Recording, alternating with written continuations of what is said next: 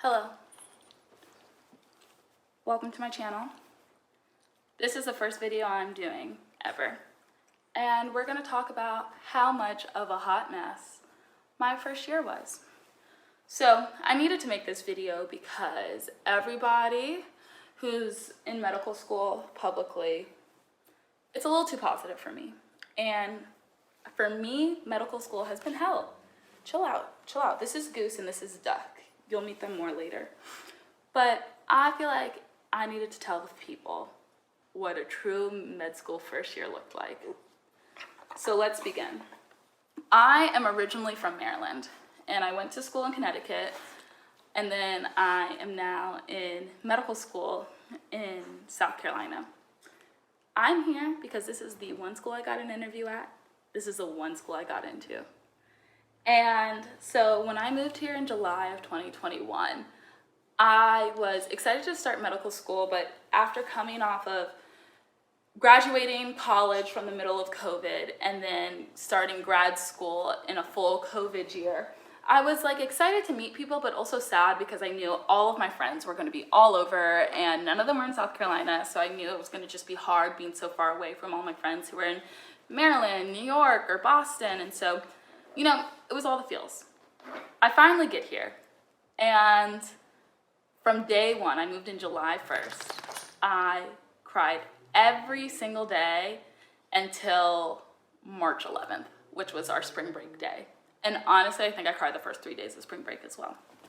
So I entered medical school with a long-term boyfriend who I met in college, and you know, we thought we were gonna make it work because he had been living in New York for most of our relationship while I was in college and in grad school. So, you know, we had done the long distance thing, a 2-hour train ride here and there. But you know, coming into medical school, I knew it was gonna be different because now we're flights away. But so day one, I come here, I cry. My apartment isn't ready. At this time, it was just me and Duck. My apartment wasn't ready yet, and they had to put me in a hotel, and I couldn't get into my apartment for the first 3 days. So that was the first problem. I couldn't get into my apartment for the first 3 days. That was hard. I'm finally like settling in. I have friends come visit me, and school starts. And it's just horrible. Our first module, we had to be at school at 8 to 5, and it was so intense. It was like intense in the time sense. Like the stuff wasn't hard, but it was just a lot of time. I'm learning all these people. I'm missing my friends. My boyfriend's not really understanding why I can't talk all the time. So I'm just like crying every single day. So, you know, even though my boyfriend was supposed to move here, it was very clear that he wasn't going to. So that obviously put strain on it. And then around October, that's when I have my first big test. And now this material is hard. Failed it.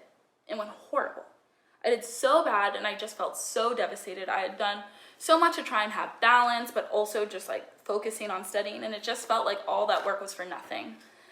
And, you know, imposter syndrome set in the way of like, I was just like, wow, this is not playing to my strengths. This isn't what I want to be in medical school for.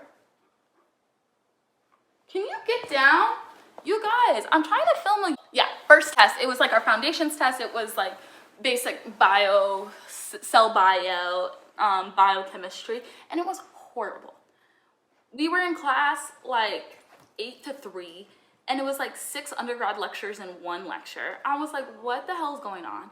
And everybody was just kind of like, yeah, it's a lot, but you know, I'm getting like these 80s on the you know, like the weekly quizzes, and it's just so frustrating because like I feel like I put in a 90 effort. Meanwhile, I'm getting 40s. And I'm watching the lectures, doing the work, so I didn't know what the hell was happening. So I failed that test, and it was just horrible. And after failing that test, I was like so distressed and so anxious after the test, like waiting for the score back, that I was like, I literally can't do this. And I finally made an appointment with a psychiatrist. Now, remind you, I had a therapist the whole time because like our school has like free therapy you can access, and this is a detour. My first 3 therapists, horrible. The first one spent 30 minutes out of our 45-minute session to talk about how she had wanted to go to medical school but didn't and should have gone to medical school. Then the second therapist I had told me that medical school wasn't actually hard and that I was making it too hard on myself and I should just suck it up. And then the third one, honestly, she was fine. She just kind of like vibes were off. But so I was like, I can't do this. This is horrible. I need to like talk to a psychiatrist. I need to find a therapist that works. Pause in the story. So also at this time, I had been getting really sick. So I have like always had this chronic night sweat problem. And I was like, this is getting so out of control. I can't sleep. Like, I need to go to my primary care physician. I find like one of maybe 10 Black primary care physicians in my city. And I go to her and, you know, I'm thinking she's gonna get it. She's a doctor. She understands how medical school's, you know, difficult. She also told me I was making medical school harder than it needs to be. I was making medical school harder than it needs to be. And I was like, And so in all this, she does all these testings and she's like, you know, these night sweats, like it could be a lot of things, but also cancer. So, you know, we just got to rule things out. And I was like, thanks. But so, you know, she kind of ghosted me for a while. And I noticed like a bunch of swollen lymph nodes throughout like this next module as I got stressed. Like, you know, I was just noticing more and more issues. And I was like, this could be stress related, but it also really could be cancer, right? So super depressed, super anxious, think I have cancer. Test, I fail. I finally get to a psychiatrist and she was like, severe depression and anxiety. No surprise there. You two, chill out. I will say though, Duck, throughout the whole time, because I only had Duck at the time, was my saving grace. She's a great puppy. Consider getting a dog before you come to medical school. But, you know, I was just down bad. So then the next module starts and I am grinding like no other. I'm talking like spending so many hours in class, like going every single week to the career strategists, the study specialists, all of those people, the module directors, and it's still not going well. So at this time, you know, I'm going to this hem-onc doctor like every 3 weeks to do different tests, to do different appointments, all these different things. And so I'm really scared I have cancer. I'm super depressed and anxious. And luckily my Lexapro, that was the first thing I tried, was working. So I wasn't having these giant swings in emotion, but I was just numb. And I was like, I had no motivation. I didn't want to do anything. And then I failed my second test. I was devastated. But I was so numb from the Lexapro, I just kind of sat well, it wasn't this couch, but it was a different couch. I sat on the couch for like 3 hours after school and just sat here like this. Seriously. It was kind of creepy because one of my friends came over and was like, oh my gosh, Lexi. And I was like, comatose, honestly. So, you know, I'm dealing with all this. I'm like, okay, I have to do super well on this next test. There's no other option. Well, I had been to so many doctor's appointments. I got so behind in the material that I literally couldn't take the next test. So I couldn't take my next test. And this whole time, I'm just feeling so dumb. You know, we're going through all the clinical skills stuff. And I'm like, wow, when I do this, I realize like I'm a really good doctor. But this like biomedical bullshit is so difficult. I can't do it. And so I'm doing all this, going to all these appointments, studying my hardest, and it's just not good enough. And there comes a point where it's like, everybody's like, it's not you, it's a curriculum, but when everybody's doing better around you, it just makes you question yourself. And I tell everybody who like is applying to medical school, about to start medical school, like everybody talks about how time consuming and how busy you are as a medical student. Stop, Duck, sit down. But it's something you never understand until you're in it.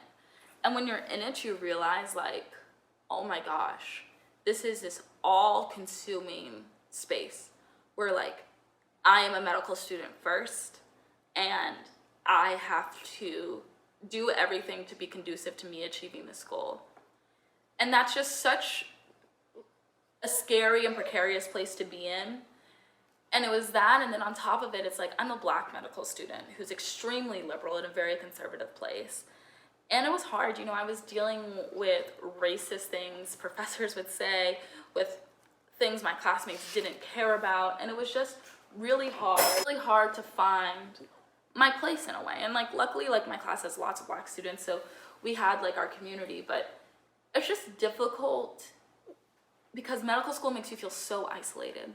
And so I was doing so poorly in my classes and none of my friends were like, you know, none of them were doing as bad as me, and it was just so difficult and I felt so alone.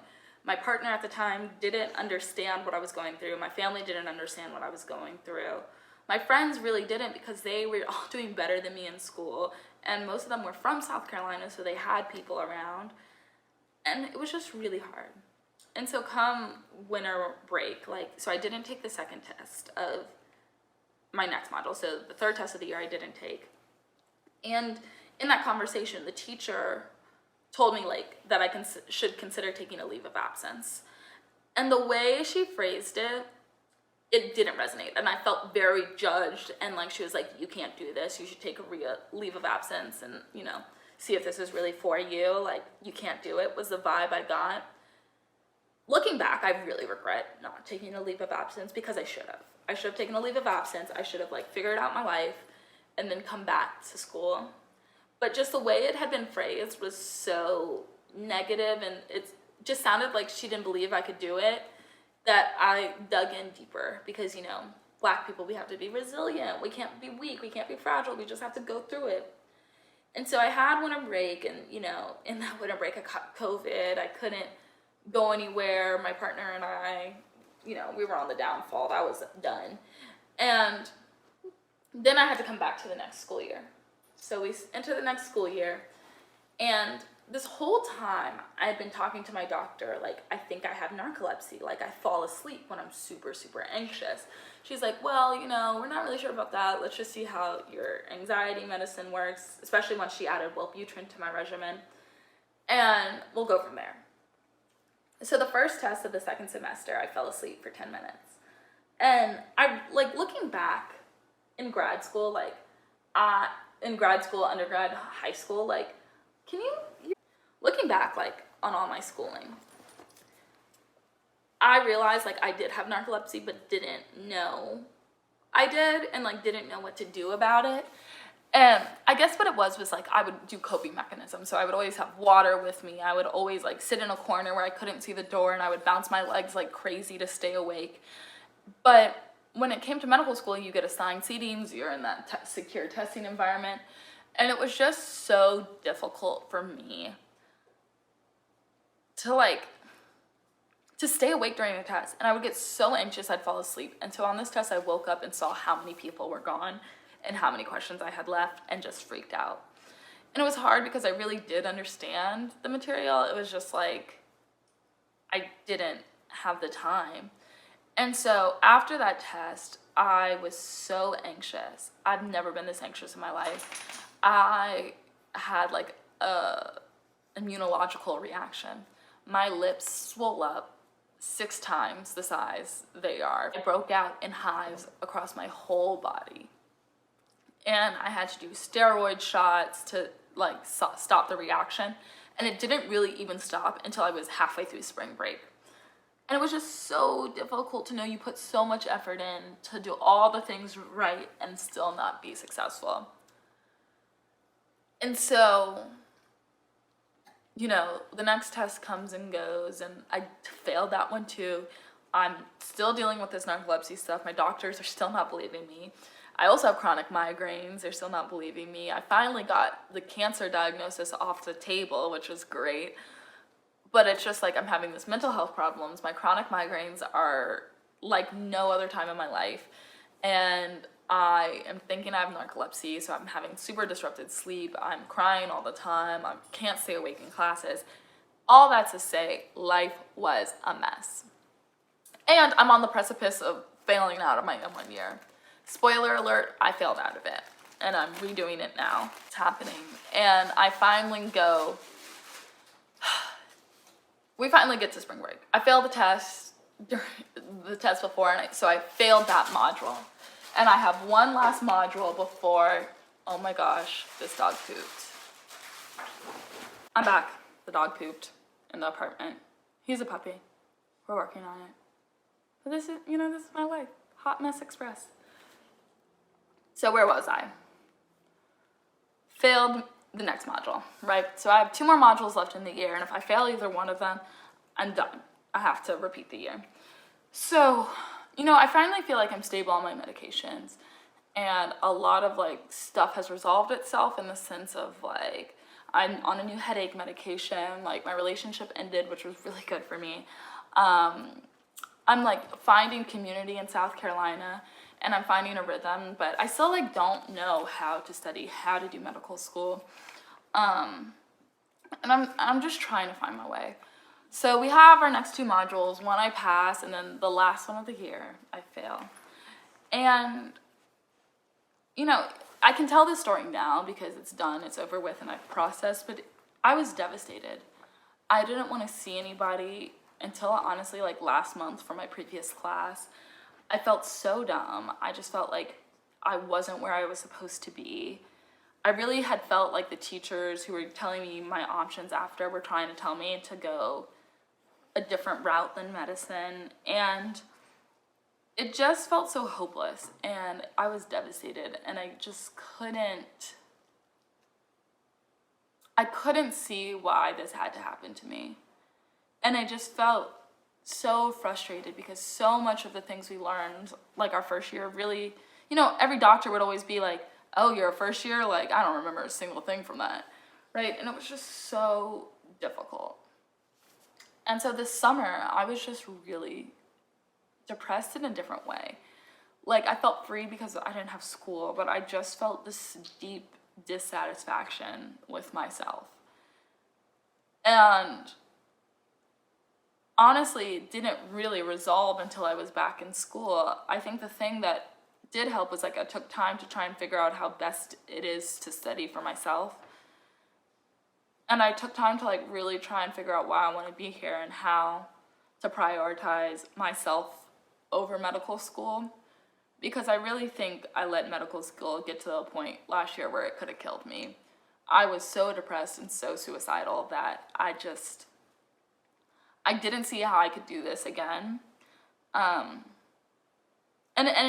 you know, I can talk about it now because I think I'm like almost on the other side of it all. But it was like I had stopped crying every day in, let's say, December, and then started up again in January when school started, and didn't stop until August when school had already started again for me. So it just was so emotional, and it just made me question everything about myself. And during the school year, for the most part, I had deleted Instagram because seeing my friends all together, I just had so much FOMO and I felt so sad. I miss them. But when I re-downloaded it and tried to follow only med students, it was just like people talk about how hard it is and how much of a struggle it was, but I just didn't see myself like a hot mess who couldn't perfectly curate an Instagram, who is sitting here crying because I literally don't even know what lecture to start with. I'm so confused. Like, I just didn't feel like it was for me. And so going into this year, I knew I could do it because I believe so strongly that like I wouldn't have this intention in my heart so deeply if it wasn't meant for me. And I know I'm supposed to be a doctor, but you know, it was really difficult to decide to come back because there was a lot of time where I was like, I'm not built for this and they don't even want me or need me. And so that was my first year. It was hell. It was horrible. It was literally the worst year of my whole entire life. And I have dealt with some pretty extreme and crazy life circumstances, and it was the worst. This story, I will say, doesn't have a happy ending yet because I'm redoing medical school now. Well, like my first year. And it's going a lot better, but I'm still sitting here tired. I still have lectures to get through. I'm exhausted. But I do think there will be a good ending when I finally graduate, which I know will happen. This is just one story of medical school. And like, subscribe, comment. Let me know what other things you want to hear about medical school, lifestyle, wellness, dog rearing. Let me know. Thanks.